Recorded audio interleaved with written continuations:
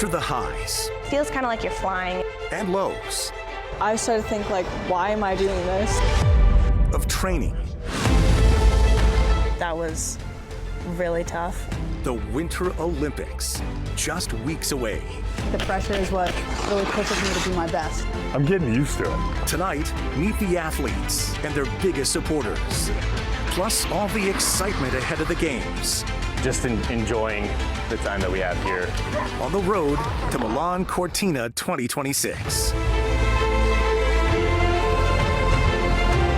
We are just 1 month out from the Winter Olympics. Roughly 2,900 athletes from all over the world will compete for the most prestigious medals in sports. I'm Deirdre Fitzpatrick, joining you from Palisades, Tahoe, the training ground of so many Olympic hopefuls and Olympic athletes. It is also the place where Bryce Bennett got his start in skiing so many years ago. He's currently going for his third Olympic team, and this time he has a little baggage with him. Downhill skier Bryce Bennett has been called a lot of things. Two-time Olympian at 6'7", tallest dude on the U.S. ski team. But he's got a new title heading into the 2026 Milan Cortina Winter Games. Dad. Dad, how's that? Yeah. I'm getting used to it. And cross-training has never been cuter. Laying on the mat, doing some tummy time, playing with crinkly bucks. Bryce and his wife Kelly welcomed a baby girl this spring. My ideal story would be just have an insane season this year, win the Olympics, and then you just take all of your trophies and stuff and you just put them in a box and put them deep in the basement. And then you go on, you live your life, you raise your kids, and then one day she'll be opening up boxes. Be like, what's this? And you're like, oh, back in the day, I did this one thing, you know? But yeah, Bryce, great kid, 21 years old out of Tahoe City. Bryce has done a lot of things since he started skiing as a kid at Palisades, Tahoe. And when he's not obsessively fishing, he is a 14-year member of the U.S. ski team, a two-time World Cup winner, a two-time Olympian. Yeah, in some ways, being tall is helpful. In the right position, his height creates incredible leverage and power on his boot. It speeds upwards of 100 miles per hour. In the wrong position? Especially me, when I'm not in a tuck, I'm a sail. I should be in America's Cup as the sail. Speeding toward Olympic qualifying will be a family road trip. Kelly's gonna come over, we're gonna rent an apartment and spend a lot of time in Europe this winter, and little baby's gonna come over and we're just gonna, just live life. We'll figure it out. In my sport, it's a minute, probably about a minute 40 downhill, minute 50 downhill. Anything can happen, separated by hundredths of a second. Spoiler, Bryce, parenting can feel like that too. Literally. Now, being that tall is really tricky when it comes to gear. Bryce wears a size 15 shoe. His custom boots take about 40 hours of work and a whole lot of testing before you could even head up on the mountain to train. Remarkable. Well, she made history in the Olympics, becoming the first black woman to win a gold medal in an individual Olympic sport. And now Erin Jackson wants another shot at gold. Jason Newton is taking a look at her dominance and a gesture that left her spinning years ago. There's a sort of quiet calm to long track speed skating. So it's just you versus the clock. Just two skaters racing the clock, and when Erin Jackson is on the ice, one of those skaters is the defending Olympic champ. Going into the Beijing Olympic trials, I was ranked #1 in the world, and then just had some ups and downs there. And then, going into this one as the defending champion, that adds a lot of pressure, but I feel like the pressure is what really pushes me to be my best. A newcomer in 2022, now a veteran, pushing by more than just the competition. My off-season was a bit different just because I'm battling a few injuries. I have 3 herniated discs in my lower back. So I was incorporating a bit of aqua jogging and some elliptical and things that are a little lower intensity for my back. But intensity is where she lives. Once a fierce inline skater, transitioning to the ice in 2017, and by 2022, gold. I just had always enjoyed going fast on skates, and now I found a sport where that's the objective. The next objective, besides winning gold, for the first U.S. woman to win the 500 meters since 1994, and first black woman to win gold in a Winter Games individual sport, is giving back. One of my main goals when I retire and have a bit more time on my hands would be to start an organization that can help get more awareness about the sport and also more funding, because I feel like one of the biggest barriers is the cost. It's a kind of an expensive sport to get into. On the road to Milan Cortina, I'm Jason Newton. Jackson describes herself as a total rink rat when she was a kid. She never wanted to leave, and truthfully, not much has changed. Only these days, she's looking to leave by way of the podium. All right, more skating, this time a different kind, figure skating.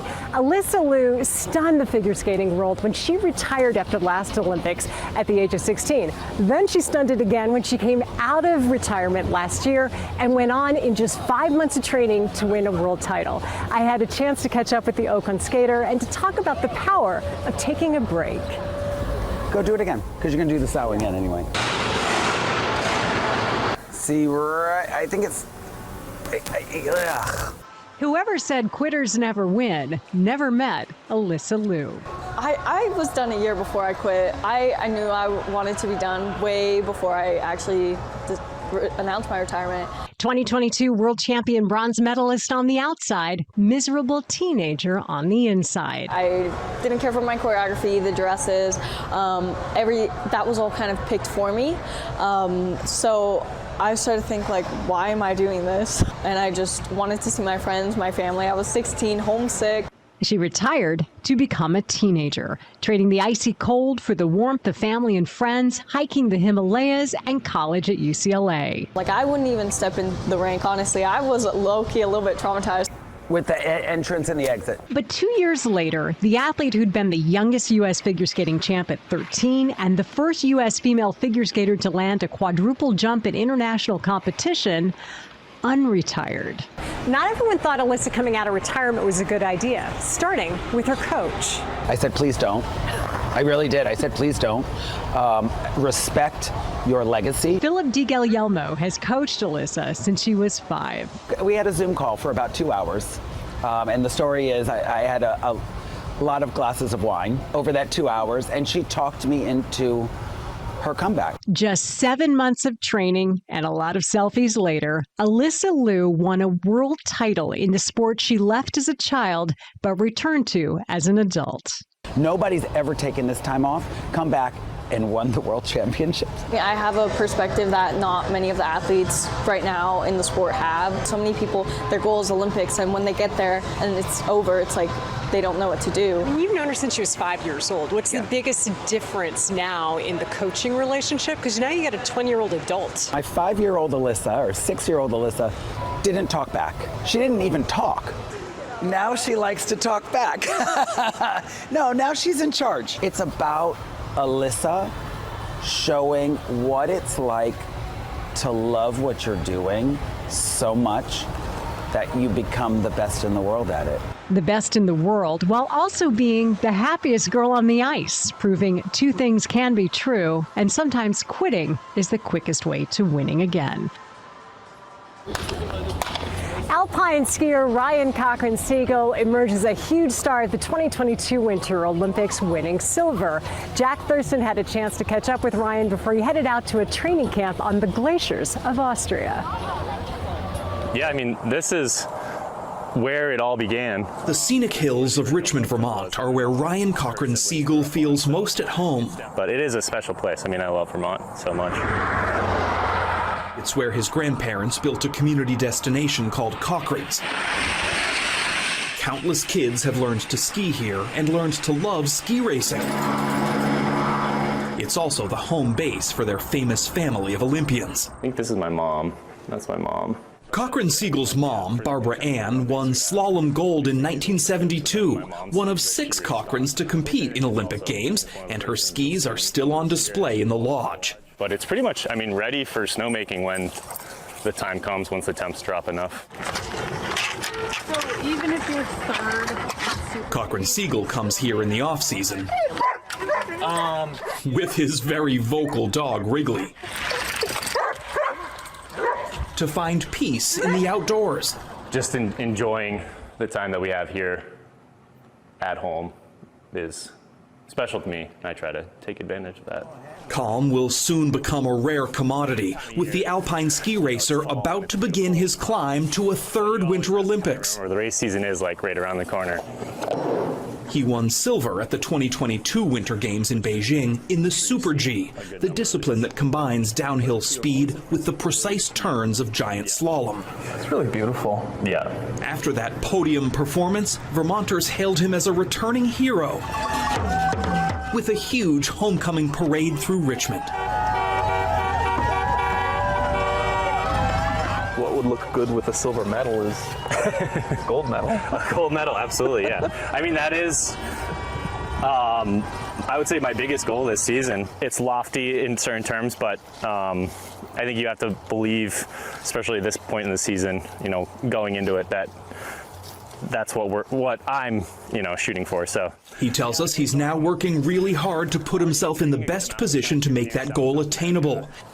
3 weeks down in Argentina, and then keeping up with strength workouts and traveling to training camps this summer in South America. Schedule gets pretty busy, especially leading up to the Olympics. It's exciting, but you know, it's a little bit stressful too. Is it still fun, or does it feel like work? There's absolutely moments that are still so fun. Every day I do try to find joy and happiness, because ultimately that is what's, you know, driving me. But there's challenging days too, and days that don't go well, so finding ways to learn from those and grow from those are always important. Yeah. During the whirlwind of travel and intense competition to come ahead of the Olympic team announcement, Ryan Cochran-Siegel says he will always carry a piece of Vermont with him. When I travel, it's nice to have that kind of taste of home. The untapped line of pure Vermont maple syrup for all natural energy on the mountain. So you're fueled by maple. Yeah, for sure, fueled by maple, absolutely. A sweet reminder of the place that kick-started his journey to the peaks of the ski racing world. In Richmond, Jack Thurston. Fast, furious, and rebuilt. The major change to how U.S. short track athletes got picked for the 2026 Olympic team.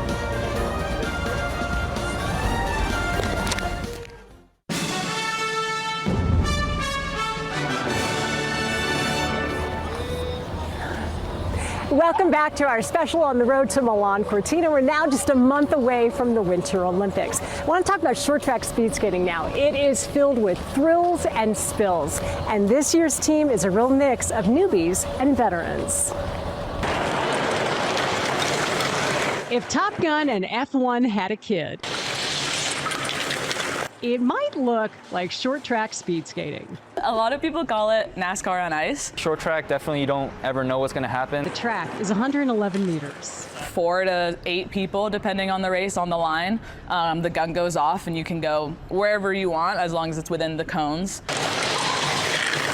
You have to have very good technique, okay? Because the tight corners, if you don't have good technique, you will not be able to negotiate the corners properly.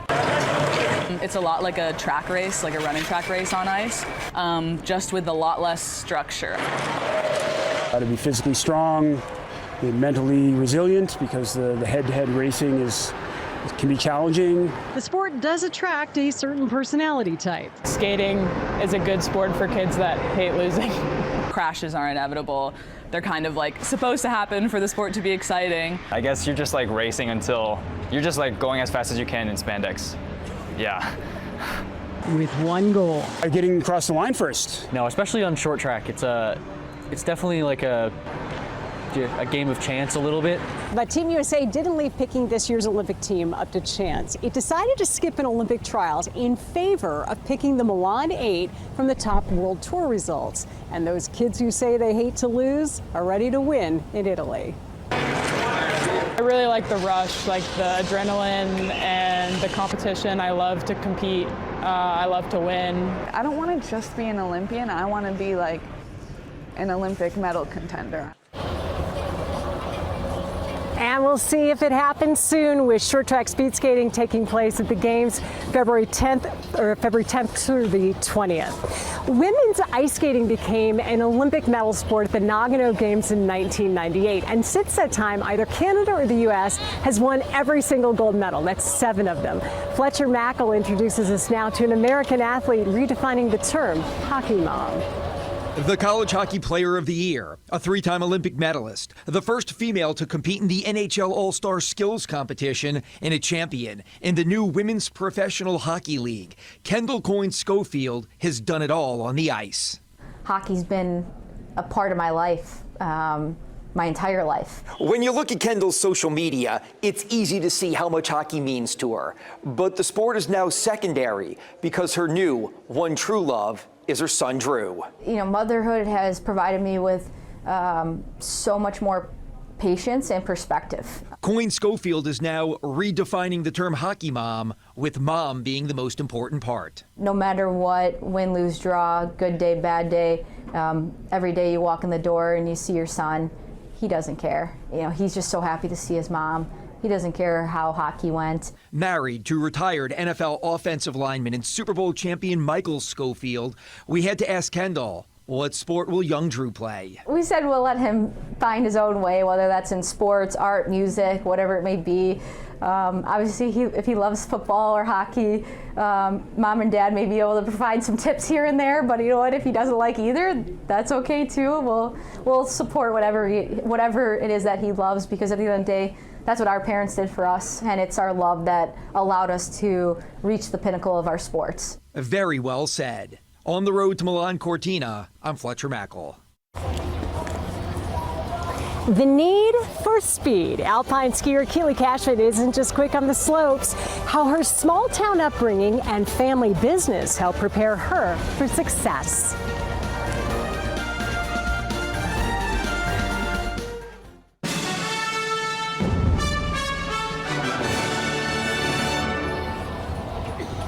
Welcome back to our Olympic special as we mark 1 month to the Milan Cortina Olympics.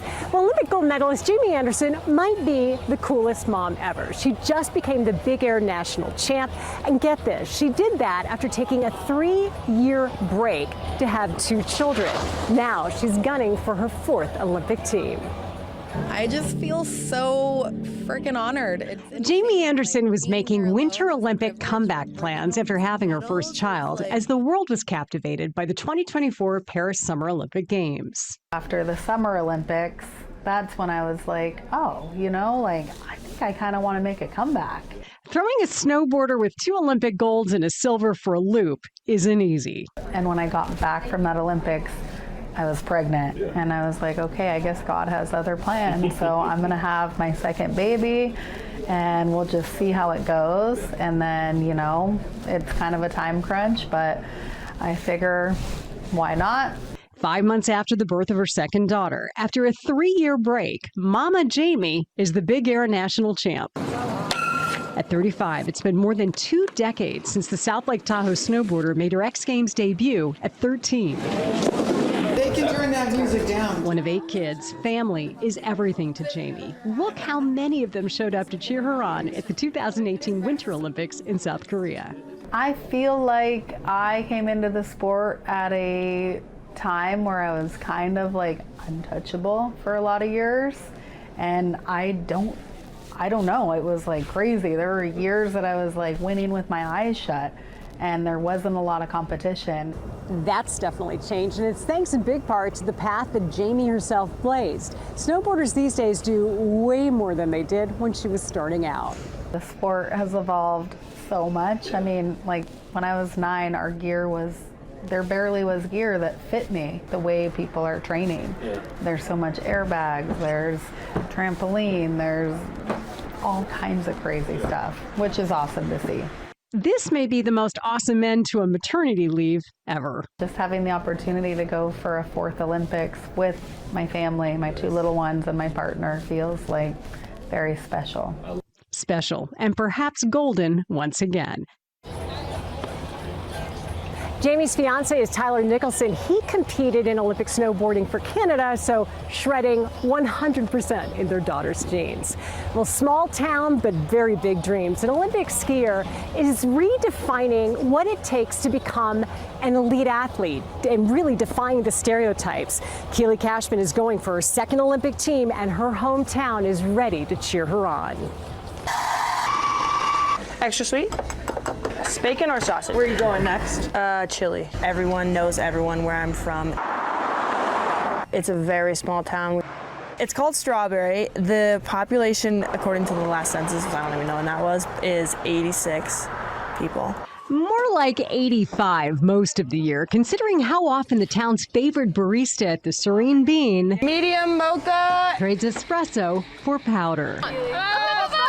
Gilly Cashman is a 2022 Olympic alpine skier, an 8-year member of the U.S. ski team, defying gravity and expectations.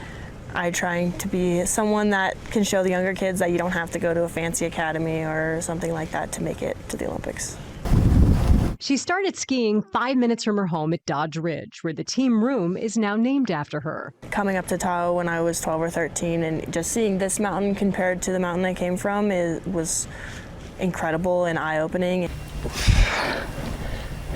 Palisades Tahoe launched her ski career as a teenager, and it's where she trains in the off-season. Ski racing is obviously a very expensive sport, and I come from a very blue-collar area.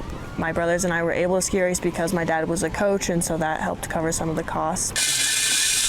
The rest of the bill, fueled by caffeine and a family business her parents have run for 28 years. She definitely loves her coffee, for sure. And she's fast at making it. Did you put vanilla in here, Mom? Just like she's fast at skiing, she does everything pretty fast. Small matcha. We don't even like to drive with her. Large ice white mocha. Watching my parents work there and build such a successful business has definitely showed me what hard work can do. How badly do you want to represent Team USA in the Olympics this year? Pretty badly, I would say. Since the last Olympics were during COVID, we didn't have any of our friends or family there, and that was really tough. Growing up, I always thought about that moment when you kind of cross the finish line and you can see your parents or your family in the crowd, and having that this year will be huge, so I'm definitely really gonna try my best to make it there.